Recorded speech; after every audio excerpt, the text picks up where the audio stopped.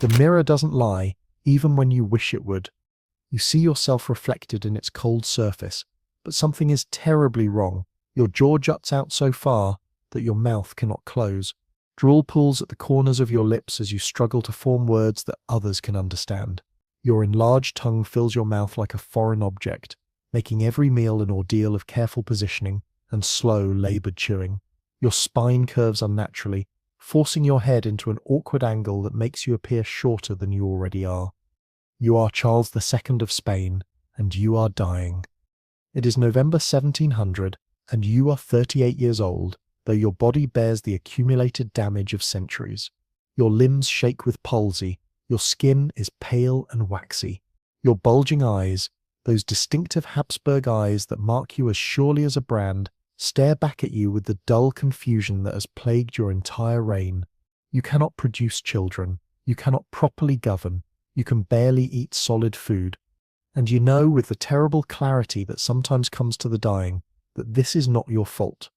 Your suffering stems from a single horrifying truth. Every drop of blood in your veins has been poisoned by the choices of your ancestors. For 16 generations, your family has married cousin to cousin, uncle to niece, brother to sister, in their obsession with keeping their bloodline pure. They called it maintaining divine right. They called it preserving their sacred Habsburg heritage. What they created was you, the final broken endpoint of the most extreme genetic experiment in human history. Before diving into these forgotten stories of survival and suffering, if you enjoy learning about the hidden truths of history, consider hitting that like button and subscribing for more content like this. And please, comment below to let me know where you're listening from. I find it incredible that we're exploring these ancient stories together from different parts of the world, connected across time and space by our shared curiosity about the past. The Spanish Habsburg dynasty, a study in genetic catastrophe. Our story begins in 1516, when the House of Habsburg first took control of Spain. What followed was nearly 2 centuries of the most systematic inbreeding program ever attempted by a royal family. The Spanish Habsburgs didn't just occasionally marry cousins, they made it their defining characteristic. Of the 11 marriages contracted by Spanish Habsburg monarchs between 1450 and 1661, 9 were between blood relatives. Uncle married niece. First cousins wed first cousins. In some cases, the genetic overlap was so extreme that children were born with inbreeding coefficients approaching those of siblings. The men who ruled during this period weren't the strong, decisive monarchs that royal propaganda portrayed. They were the victims of their own family's genetic obsessions, each generation more damaged than the last. Charles I, the foundation of disaster. Charles I, Spain, also known as Holy Roman Emperor Charles V, seemed like an unlikely candidate for our story. Born in 1500, he inherited the largest empire in European history, stretching from Spain to Austria, from the Netherlands to southern Italy. He was intelligent, politically astute, and initially healthy. But look closely at his portraits and you begin to see the warning signs.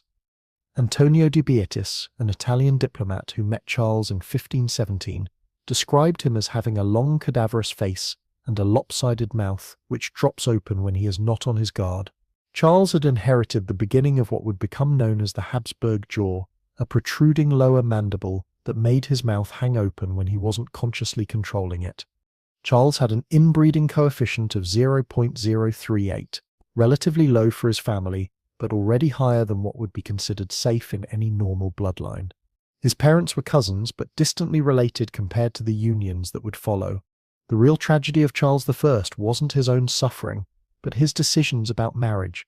Despite ruling an empire that spanned continents, despite having access to potential brides from across Europe, Charles chose to marry his cousin Isabel of Portugal. Isabel's mother was Charles's aunt, his father's sister. The couple was so closely related that they needed special papal dispensation to wed. Their son, the future Philip II, would inherit not just the Spanish Empire, but an even more concentrated dose of Habsburg genetic damage. Charles abdicated in 56, worn down by the burden of ruling his vast territories and by the growing awareness that something was fundamentally wrong with his bloodline. He retired to a monastery where he spent his final years in prayer and contemplation, perhaps seeking divine forgiveness for the genetic catastrophe he had helped perpetuate. Philip II, the zealot's burden. Philip II inherited the Spanish throne at its zenith of power, but he also inherited a genetic legacy that would define his entire reign. Born in 1527, Philip exhibited the classic Habsburg features from an early age: the elongated face, the hooded eyes, and the increasingly prominent jaw that made eating and speaking difficult. But Philip's genetic inheritance went beyond physical deformity. Modern historians believe he suffered from severe depression and possibly autism spectrum disorders, conditions that made him obsessively focused on detail, but incapable of the broad strategic thinking his empire required. Philip's approach to governance reflected the mental rigidity that often accompanies inbreeding depression. He became fixated on religious orthodoxy, launching the Spanish Inquisition with unprecedented brutality. He spent hours each day reading and responding to administrative minutiae, while neglecting crucial strategic decisions. His advisors reported that he would sometimes spend an entire day crafting a single letter, rewriting it multiple times to achieve what he considered perfect wording. The tragedy of Philip II wasn't just personal, it was imperial. His genetic limitations contributed to Spain's decline as a global power. While more flexible rulers might have adapted to changing circumstances, Philip's rigid thinking led to disastrous wars in the Netherlands, the failed invasion of England, and economic policies that bankrupted the Spanish treasury. Philip married 4 times, desperately seeking male heirs to secure the succession. His first wife, Maria of Portugal, was his cousin. Their mothers were sisters. When Maria died young, Philip married Mary d'Este of England in a political alliance. That marriage produced no children. His third wife, Elizabeth of Valois, was unrelated to the Habsburg line, and their children were healthier than average for the dynasty. But for his 4th and final marriage, Philip returned to the family tradition.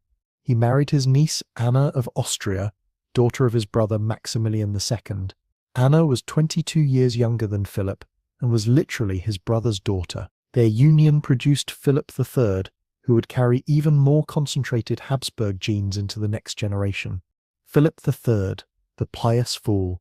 Philip III, born in 1578, represented everything wrong with the Habsburg approach to monarchy. Contemporary accounts describe him as mentally slow, physically weak, and utterly dependent on advisors to make even basic decisions. His inbreeding coefficient was so high that modern geneticists consider it remarkable that he survived to adulthood. Philip III's physical appearance shocked even courtiers accustomed to Habsburg peculiarities.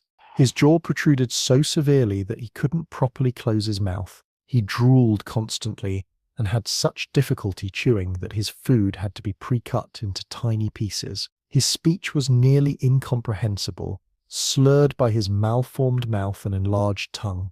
But perhaps more tragic than his physical deformities were his mental limitations. Philip III was described by contemporaries as having the mental capacity of a child. He was deeply religious, but in a superstitious way that suggested cognitive impairment rather than genuine spirituality. He believed in omens, spent hours each day in prayer, and left the actual governing of Spain to a series of favourites who exploited his weakness for their own benefit. The economic and political decline of Spain accelerated under Philip III's reign. While he focused on religious ceremonies and court etiquette, Spain lost control of the Netherlands, saw its American colonies become increasingly independent, and faced multiple bankruptcies. The empire that had dominated Europe for a century began its irreversible decline under a king who couldn't understand the complexities of governing. Philip III married Margaret of Austria, yes, another cousin, and their children represented the next stage in the Habsburg genetic experiment. Their son, the future Philip I, would inherit an even more concentrated dose of the family's genetic defects. Philip IV, the melancholy king. Philip IV, born in 1605, ruled Spain for 44 years, one of the longest reigns in Spanish history. But length didn't equal quality. Philip IV presided over the continued decline of Spanish power while struggling with his own genetic inheritance. Diego Velázquez's portraits of Philip I show us exactly what centuries of inbreeding had produced. The king had the classic Habsburg features taken to an extreme, The protruding jaw, the elongated skull, the hooded eyes that seemed to stare with vacant incomprehension.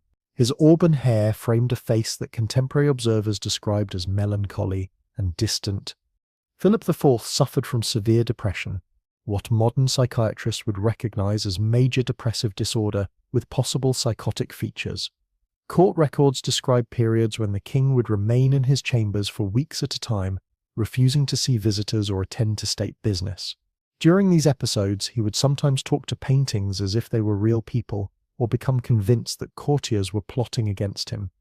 The king's mental state wasn't helped by the constant pressure to produce a male heir. His first wife, Isabella of Bourbon, was a cousin, and their marriage produced several children who died in infancy or childhood. Only one daughter, Maria Theresa, survived to adulthood, but as a female, she couldn't inherit the Spanish throne. When Isabella died in 1644, Philip I faced a crisis. He needed a male heir, but his genetic inheritance made healthy childbearing increasingly unlikely. Following family tradition, he married his niece Mariana of Austria. Mariana was his brother's daughter, making their union one of the closest blood relationships in Habsburg history. The marriage between Philip IV and his niece Mariana produced several children, most of whom died young. The survivors included Margaret Theresa, who would be married off to her uncle Leopoldi, yes, another uncle-niece pairing, and finally in 1661, a son who would become Charles II. Philip IV died in 1665, leaving behind an empire in decline and a 4-year-old heir whose genetic inheritance would prove to be the most extreme in European royal history. Charles II, the bewitched king. Charles II represents the absolute nadir of royal inbreeding. Born on November 6, 1661, he entered the world already bearing the accumulated genetic damage of 16 generations of cousin marriage. His inbreeding coefficient was 0.254, higher than that typically seen in the children of siblings. From birth, Charles II was obviously different.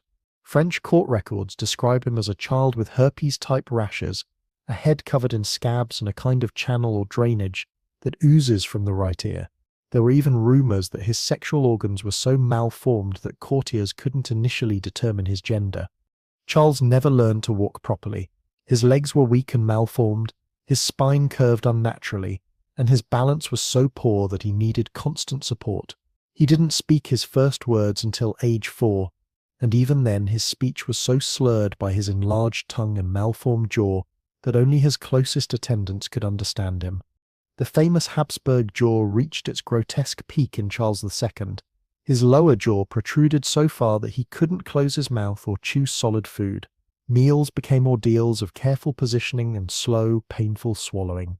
Court physicians described watching him eat as distressing to witness.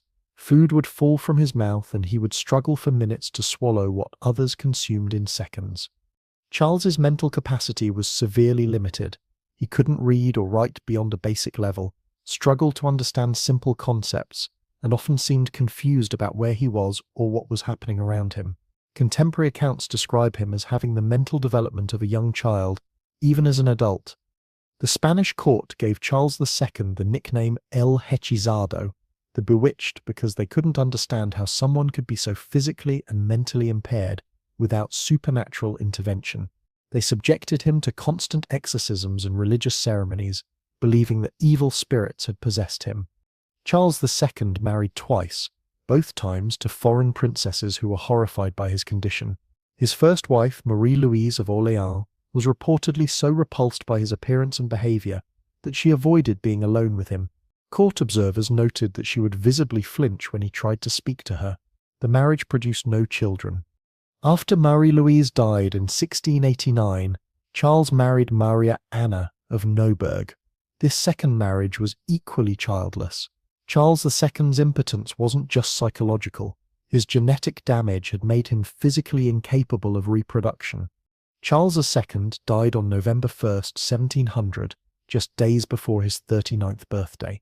His death certificate listed various immediate causes, but the real cause was obvious to anyone willing to see it. He died because 16 generations of his ancestors had chosen genetic purity over human welfare. With Charles II's death, the Spanish Habsburg line came to an end. His will named Philip of Anjou, grandson of Louis XIV of France, as his heir, sparking the War of Spanish Succession. But perhaps more importantly, his death ended the most extreme experiment in royal inbreeding that Europe had ever seen. The Egyptian pharaohs, where it all began. Long before the Habsburgs made inbreeding infamous, the pharaohs of ancient Egypt had perfected the practice. For over 3 millennia, Egyptian royal families practiced sibling marriage as a religious duty, believing that their divine blood must not be diluted with that of mere mortals. Akhenaten. The heretic king's hidden suffering. Akhenaten ruled Egypt during the 18th dynasty, around 1353 to 1336 BCE. He's famous for revolutionizing Egyptian religion, abandoning the traditional pantheon of gods in favor of worshipping only Aten, the sun disk. But Akhenaten's radical religious reforms may have been influenced by the genetic damage that plagued his family. Surviving statues and relief carvings of Akhenaten show a man with distinctly abnormal features. His face was extremely elongated, with a pointed chin and sunken cheeks. His neck was unnaturally long and thin, supporting a skull that appeared almost alien in its proportions. His body was equally strange, thin arms and legs, supporting a torso with pronounced breasts and a distended belly that made him appear pregnant. Modern medical experts have proposed several diagnoses for Akhenaten's condition. Erwin Braverman of Yale University suggests that the pharaoh suffered from 2 genetic disorders, aromatase X syndrome, which would cause his body to convert male hormones to female hormones, and craniosynostosis, which would explain his elongated skull. These conditions would be consistent with the effects of inbreeding. Akhenaten's parents, Amenhotep III and Queen Tai, were likely related, continuing a family tradition that stretched back generations. The genetic damage accumulated in their son manifested not just in physical deformities, but possibly in the religious mania that drove him to completely restructure Egyptian society. Akhenaten married his own sister Nefertiti in keeping with royal tradition, but he also married his daughters, Meritaten and Ankhesenamun, in unions that produced children so genetically damaged that none survived to adulthood. The royal family's genetic isolation had become so extreme that it could no longer produce viable heirs. Tutankhamun, the boy king's tragic legacy. Tutankhamun, who ruled Egypt from approximately 1332 to 1323 BCE, is one of history's most famous pharaohs, but not for reasons he would have wanted. The discovery of his intact tomb in 1922 revealed not just incredible treasures, but evidence of a young man whose life was defined by genetic suffering. Modern DNA analysis has revealed the truth about Tutankhamun's parentage. His father was Akhenaten, and his mother was one of Akhenaten's sisters. This brother-sister union produced a child so genetically damaged that he could barely function as a king. Tutankhamun suffered from a severe clubfoot that made walking extremely difficult. His tomb contained 130 walking sticks, not ceremonial objects but practical aids that he needed to move around. CT scans of his mummy reveal a cleft palate that would have affected his speech, a curved spine that forced him into a hunched posture, and an elongated skull similar to his father's. The boy king also suffered from multiple genetic disorders that weakened his immune system. DNA analysis found evidence of malaria parasites in his bones, the earliest confirmed case of the disease in human history. But Tutankhamun's genetic damage made him particularly vulnerable to infections that a healthy person might have survived. Modern medical analysis suggests that Tutankhamun suffered from Keuler disease, a rare condition that causes bone tissue in the foot to die. This would have been incredibly painful and would explain the many walking aids found in his tomb. Combined with his other genetic disorders, it's remarkable that he survived to age 19. Tutankhamun married his half-sister Ankhesenamun, continuing the family tradition of incest. Their 2 children were stillborn, their tiny mummified bodies buried with their father. Genetic analysis suggests these infants suffered from such severe birth defects that they couldn't survive outside the womb.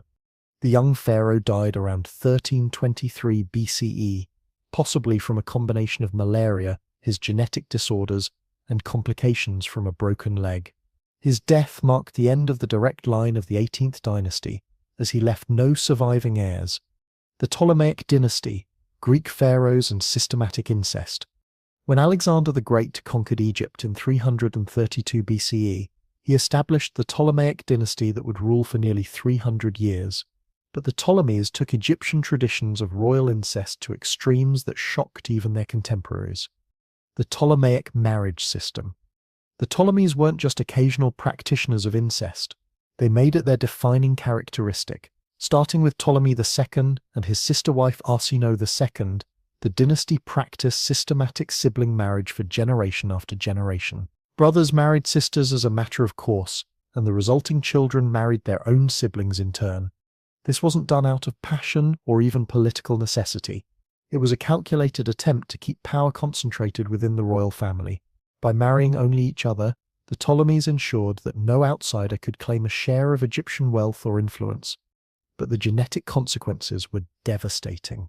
Modern analysis of Ptolemaic mummies and coins reveals a family increasingly marked by obesity, swollen necks, and prominent eyes, all signs of genetic disorders caused by extreme inbreeding. Ptolemy VIII, the bloated king. Ptolemy VIII, who ruled from 170–163 BCE and again from 145–116 BCE, exemplified the physical deterioration that marked the later Ptolemaic dynasty. Contemporary accounts describe him as grotesquely obese, with a belly so large that he could barely walk. His nickname Fiscon, meaning fatty, reflected his most obvious characteristic. But Ptolemy VIII's problems went beyond mere obesity. He suffered from what modern doctors would recognize as multiple endocrine disorders, probably caused by his inbred heritage. His neck was swollen, with what appears to have been a goiter, and his eyes bulged from their sockets, classic signs of thyroid disease. The king's mental state was equally problematic. He was paranoid, violent, and prone to sudden rages that terrified his courtiers. Historical accounts describe him ordering mass executions of Alexandrian intellectuals and engaging in feuds with family members that devastated the royal line. Ptolemy VIII married his sister Cleopatra II, but also took his niece Cleopatra III as a second wife. These overlapping relationships produced children whose genetic inheritance was so concentrated that many died young or suffered from obvious developmental problems. By the time of the last Ptolemies, the dynasty's genetic isolation had reached catastrophic levels. Cleopatra VII, the famous Cleopatra of history, was the product of at least 8 generations of sibling marriage. Her parents were siblings, her grandparents were siblings, and so on back through the family tree. Despite Hollywood portrayals, the real Cleopatra bore little resemblance to Elizabeth Taylor. Coins and sculptures show a woman with the typical Ptolemaic features, a hooked nose, a round face, and a heavy build that suggested the metabolic disorders common in her family. Cleopatra VII was forced to marry her younger brothers Ptolemy XIII and later Ptolemy XIII, continuing the family tradition even as it became clear that the dynasty was genetically exhausted.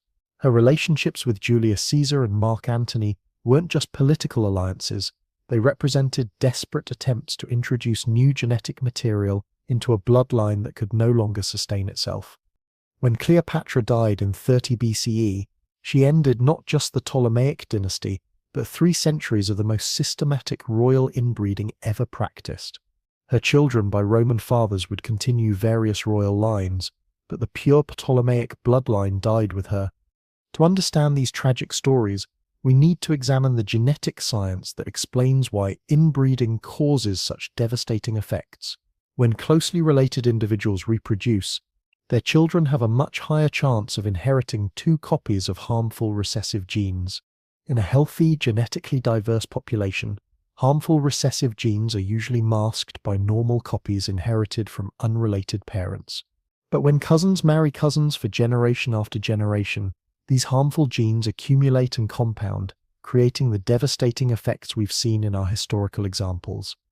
The Habsburg jaw, for instance, is a classic example of how inbreeding can concentrate harmful traits. This mandibular prognathism became more pronounced with each generation of cousin marriage, eventually becoming so severe that Charles II couldn't properly close his mouth or chew solid food. Modern genetic analysis of the Habsburg family tree shows that Charles II had an inbreeding coefficient of 0.254, meaning that 25.4% of his genes were identical because they came from the same ancestors. For comparison, the child of two first cousins would have an inbreeding coefficient of 0.0625, and the child of siblings would have 0.25. Charles II was essentially the genetic equivalent of a child born to siblings, but with additional damage accumulated over 16 generations. The effects of this extreme inbreeding weren't limited to physical deformities. Inbreeding depression affects not just appearance, but also immune function, mental capacity, and fertility. Many of the Habsburg descendants suffered from increased rates of epilepsy, intellectual disabilities, anxiety disorders, depression, and immune system deficiencies. What makes these stories particularly tragic is how preventable they were. The genetic science that explains inbreeding depression wasn't available to medieval and early modern rulers, but the effects were obvious to anyone willing to see them. Royal courts had extensive records documenting the health problems that plagued inbred bloodlines. Court physicians wrote detailed reports on the physical and mental health problems affecting royal children. The connection between cousin marriage and genetic damage was clear to contemporaries, but political and economic considerations always took precedence over human welfare. The men whose stories we've explored, Charles II, Philip IV, Tutankhamun, Akhenaten, and the Ptolemaic kings, were victims of a system that treated them as means to an end rather than as individuals deserving of dignity and health. They were reduced to their reproductive function, valued only for their ability to continue bloodlines that had become genetically poisoned. These rulers lived with constant physical pain, mental confusion, and the knowledge that their suffering stemmed from decisions made by ancestors who should have known better. They endured mocking nicknames like El Hechizado and Fiscon, became the subjects of court gossip about their mental and physical limitations, and faced the daily humiliation of being unable to perform the basic functions expected of kings. Perhaps most tragically, many of these men perpetuated the system that had destroyed them. Charles II married twice, despite his obvious unfitness for reproduction. Tutankhamun married his half-sister and produced stillborn children. The Ptolemaic kings continued sibling marriage even as their dynasty crumbled around them. The extreme inbreeding that characterized these royal dynasties finally came to an end in the early modern period, as courts began to understand the genetic risks involved and as political circumstances changed to favor broader international alliances. The death of Charles II in 1700 marked not just the end of the Spanish Habsburg line, but the beginning of a new understanding of royal marriage. The War of Spanish Succession that followed his death established new patterns of European diplomacy that prioritized strategic alliances over genetic purity. Similarly, the conquest of Egypt by Rome ended the Ptolemaic dynasty's practice of systematic sibling marriage. While cousin marriages continued among European royalty, they became less common and less closely related as courts began to recognize the dangers of extreme inbreeding. The scientific revolution of the 17th and 18th centuries gradually provided explanations for the genetic disasters that had plagued royal families. While the mechanisms of inheritance wouldn't be fully understood until the 20th century, observant physicians and natural philosophers began to document the connection between cousin marriage and genetic disorders. Today, these tragic stories serve as reminders of the importance of putting human welfare above political expediency, of recognizing the individual dignity of every person, regardless of their social status, and of understanding that even the most powerful institutions can perpetuate tremendous suffering when they lose sight of basic human values. We return now to that cold mirror, that moment of terrible recognition, but this time we see not just Charles II's reflection, but the faces of all the men whose stories we've explored. Akhenaten's elongated features, Tutankhamun's clubfoot, Philip IV's melancholy stare, the bloated visage of Ptolemy VIII. These weren't monsters or curiosities. They were human beings who deserved better than the genetic lottery forced upon them by birth. Their suffering wasn't divine punishment or supernatural curse. It was the predictable result of human choices made by people who valued bloodline purity over human welfare. In their pain, we find profound lessons about the dangers of treating people as means to an end, about the importance of genetic diversity, and about the responsibility we all bear to learn from the mistakes of the past. Their stories remind us that true nobility lies not in the purity of one's bloodline, but in the courage to acknowledge our common humanity and to ensure that such systematic genetic destruction is never again pursued in the name of royal tradition. The mirror doesn't lie, even when we wish it would, but in the reflection of these tragic kings, we see not just the consequences of inbreeding, but the enduring human spirit that persisted despite impossible circumstances. Their legacy is both a warning and a testament, a reminder that even in the darkest moments of human history, we can find the strength to choose compassion over tradition, diversity over purity, and human dignity over political expedience.